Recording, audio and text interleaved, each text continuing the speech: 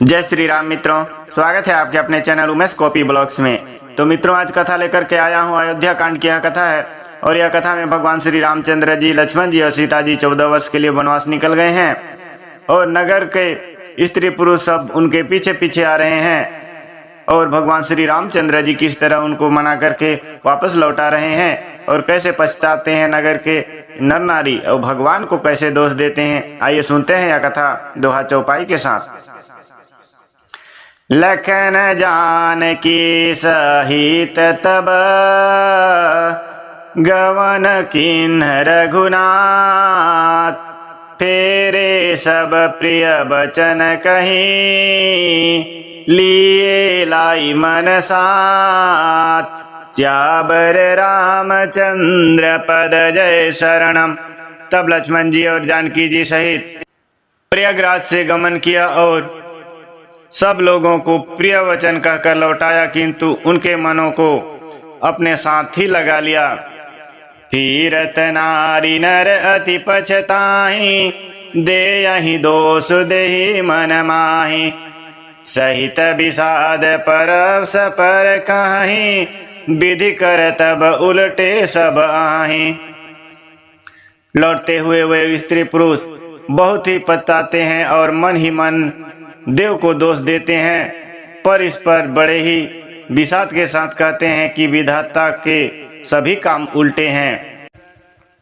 निपट निरंकुश निठुर निशंको, जेहि शशि किन्ह सरोज सकलंकु। रूप कलप तरु सागर खारा, तेहि पठाए बन राजकुमारा। वह विधाता बिल्कुल निरंकुश है, स्वतंत्र, निर्दय और निडर है, जिसने चंद्रमा को रोगी, घटने बढ़ने वाला और कलंकी बनाया, कल्प वृक्ष को पेड़ और समुद्र को खारा बनाया, उसी ने इन राजकुमारों को वन भेज दिया है। ऐसे मन ही मन कोसते हुए नगर के नार नारी एक दूसरे से बातचीत कर रहे हैं। जो पै दिन बनवासु, किन्ह बादि विधि भोग बिलासु। एह बिचरहि गम बिनु पद त्राना, रचे बादि विधि वाहन नाना। जब विधाता ने इनको बनवास दिया है तब उसने भोग बिलास व्यर्थ ही बनाए। जब ये बिना जूते के नंगे ही पैरों रास्ते में चल रहे हैं तब विधाता ने इनको वाहन सवारियां व्यर्थ ही रचे हैं। यही माही पर डासी कुश पाता, सुभग सेज कत सृजत विधाता। तरुबर वास इनहि विधि दिन्हा, धवल धाम रचि रचि श्रम किन्हा। जब वे कुश के पत्ते बिछाकर जमीन पर ही पड़े रहते हैं तब विधाता सुंदर सेज पलंग और बिछौने किस लिए बनाता है।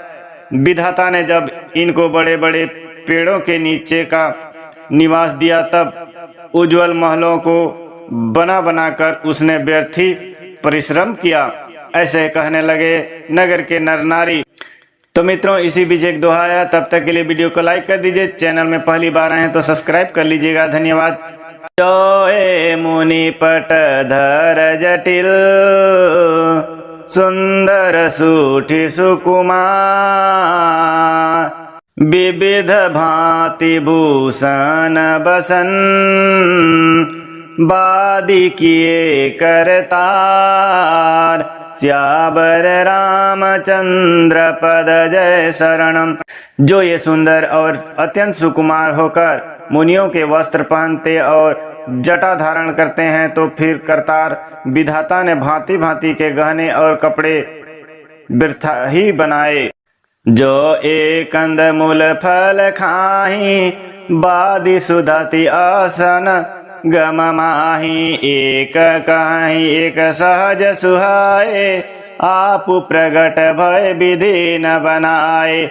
जो ये कंदमूल फल खाते हैं तो जगत में अमृत आदि भोजन व्यर्थ ही है। कोई एक कहता है ये स्वभाव से ही सुंदर हैं, इनका सौंदर्य मधुर्य नित्य और स्वाभाविक है। ये अपने आप प्रकट हुए हैं, ब्रह्मा के बनाए नहीं हैं। ऐसे कहने लगे नर नारी। जहाँ लगी वेद कही विधि करनी, श्रवण नयन मन गोचर बरनी। देखा हूँ खोजी भुवन दस चारे, कहाँ अस पुरुष कहाँ असी नारी। हमारे कानों नेत्रों और मन के द्वारा अनुभव में आने वाली विधाता की करनी को जहाँ तक वेदों ने वर्णन करके कहा है, वहाँ तक 14 लाखों में ढूंढ देखो ऐसे पुरुष और ऐसी स्त्रियां कहाँ हैं।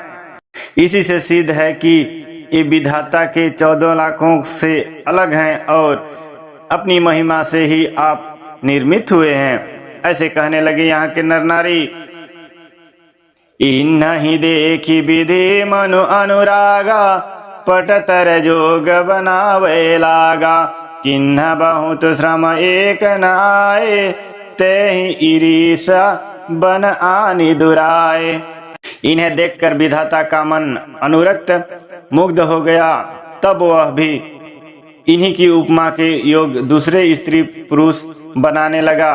उसने बहुत परिश्रम किया परंतु कोई उसकी अटकल में ही नहीं आए, पूरे नहीं उतरे। इसी ईर्ष्या के मारे उसने इनको जंगल में लाकर छिपा दिया। एक कहीं हम बहुत न जानही, आपो ही परम धन्य करी मानही। ते पुनि पुंज कुंज हम लेखे, जे देखहि जिन देखे।